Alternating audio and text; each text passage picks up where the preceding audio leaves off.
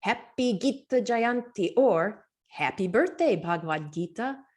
This is said to be the day that author Vedavyas composed this wonderful work over 5,000 years ago. And what's even better is it's still read and used by people all around the world. And maybe you've used it in your own life, and maybe you're getting introduced to it today. Well, welcome. This is live, so it might not be pretty, and that's okay because life itself isn't always pretty.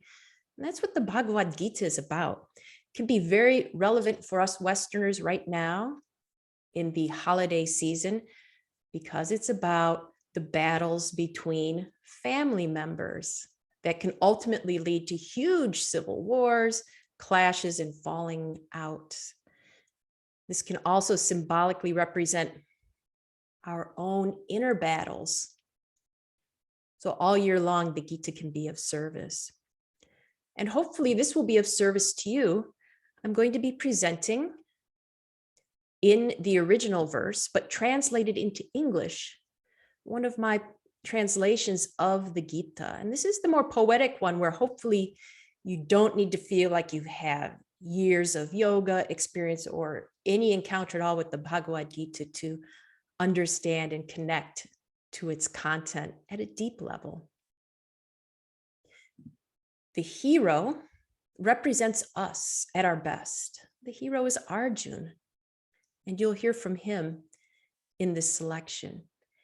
He represents confidence and skill, but he's up against his greatest enemy, his own cousin, Prince Duryodhana, who represents selfish ego that will do anything it takes to get what it wants, including costing the lives of others, taking their happiness, taking their future. It's narrated at first by the blind king who kind of caused this whole situation. He's blind not only physically, but on a mental, emotional, and spiritual level. That is, he's blind to all the little destructive things he does in daily life. And now when he can understand the results of this cumulative behavior, he's like, oh no, I don't want to see this. I want to go back to my own blissful ignorance. But trying to guide him out of his ignorance is his friend and servant Samjay, who, ironically, can see anything, anywhere. And he's going to narrate the start of this epic battle far away on the field of Dharma, the field of destiny, Dharmic Kshetre. So I invite you to settle in and listen. Again, this is chanted in English, but in the original Sanskrit meter. The blind king starts by asking, on this field of our destiny, the field of our ancestors' wars, my sons and nephews come to fight. What are they doing, Samjaya? Samjay replies, seeing the army of the sons of your brother in formation, your son, Prince Duryodhana, went to his teacher Drona and said, behold, O teacher, the mighty army of my cousins arrayed. See their heroes, great archers skilled in war like all my strong cousins. Our large army guarded by our general is insufficient, while their small army guarded by my strong cousin is sufficient. Now, with his flag like a monkey, Arjuna saw your sons, his own, first cousins arrayed for battle, eager to fight, and raised his bow. In front of Arjuna's teachers and grandfather and all the kings, Krishna said, Arjuna, behold this sad family reunion. Going to pause here briefly. Krishna is cousin to both parties, hero Arjun and his selfish enemy Duryodhana. Either could have asked Krishna for help, but Duryodhana said, I'd rather have your army so I can cause destruction and triumph. That material security will help me. Arjun said to Krishna, all I want is you. You are my friend, my companion. What would victory be without you at my side? So this invites us to think for a moment. Who do we want on our side for victory? Who's so important to us that even if we don't get every selfish desire, we just want them? And now the dialogue continues. We'll start with a description, and then Arjun and Krishna will have a little chat.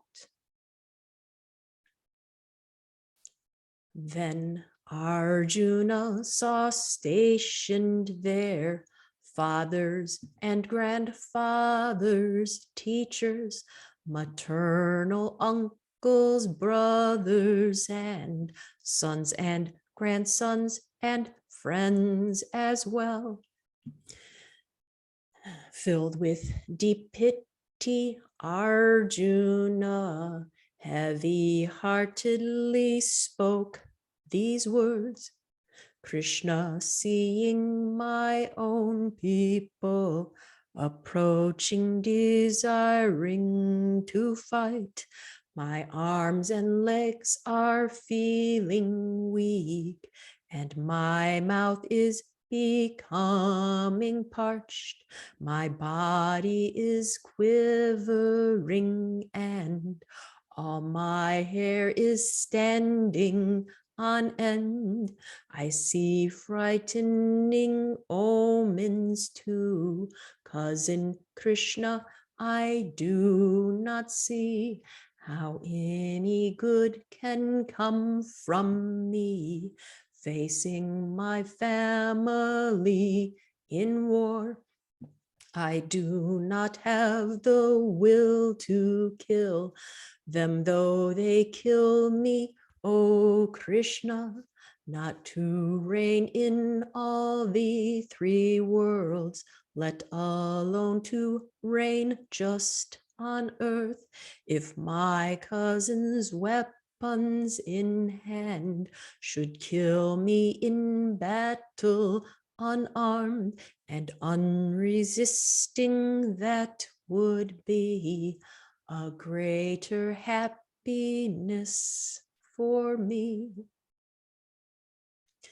Thus having spoken, Arjuna sat in his chariot seat on the battlefield, throwing down bow and arrows, mindful of sorrow.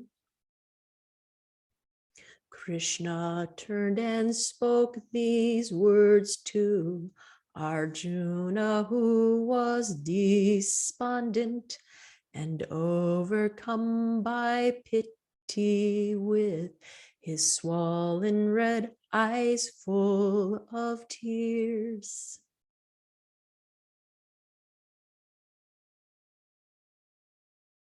And the Bhagavad Gita goes from there, where Krishna gives Arjun the advice he needs to find his courage to stand up for what he knows is right. It can be so easy when we're in those little battles, those little arguments with our family, to just give in. Like Arjun wants to just give in. I might not get the life I want, but things will be easier. But will they be? Don't you want to know what Krishna says? Hopefully that's incentive for you to pick up the Bhagavad Gita. Any translation, or hopefully mine will be out soon, called The Song of Your Soul.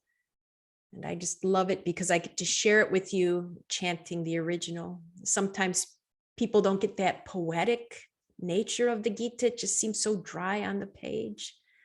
And then also you can chant it too at home where no one can listen to you, or sing it out like you can do in life.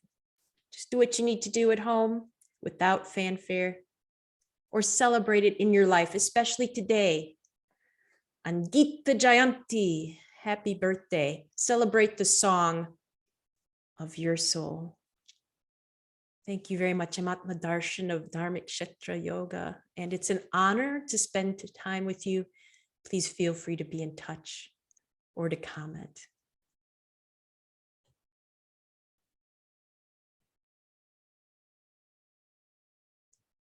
The fun about live, where's the